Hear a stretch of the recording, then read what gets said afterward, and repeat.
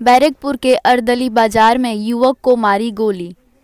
बैरकपुर के अर्दली बाजार में बुधवार शाम परिचितों ने स्थानीय युवक मोहम्मद इमदाद को गोली मारे, जो उसकी छाती के दाईं तरफ लगी।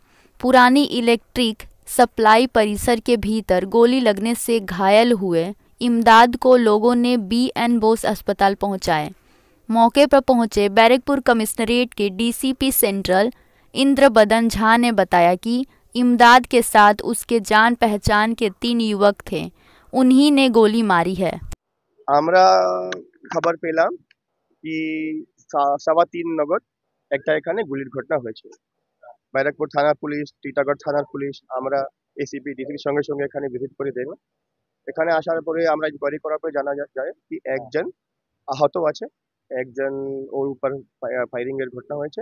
এখন যেটা পাওয়া যাচ্ছে কি ও খুব এরকম নয় কি মোটামুটি সেফই আছে, মোটামুটি সেফ বলতে পারি, কিন্তু এরকম তো কিছু আমরা কিছু বলতে পারি না। এখন অ্যাডমিটেড আছে ও। যখন আগে BN বসে গিয়েছিল তখন আমার অফিসার ওর সঙ্গে কথা বলল। আমার অফিসার কথা বলে তখন ওই 1-2-3 জনের নাম বললো। এরা ছিল, যারা আমার সঙ্গে ছিল, এরাই এরকম ঘটনা করে দিয়েছে। ওরা এখন পালিয়ে আছে, আমরা আপ্রাণ চেষ্টা করছি ওদেরকে ধরার জন্য। রাইট অ্যাবডোমেন, ডান দিকের চেস্টের তলায়, ডান দিকে রাইট অ্যাবডোমেনে। এখন বোধহয় স্টেবলই আছে।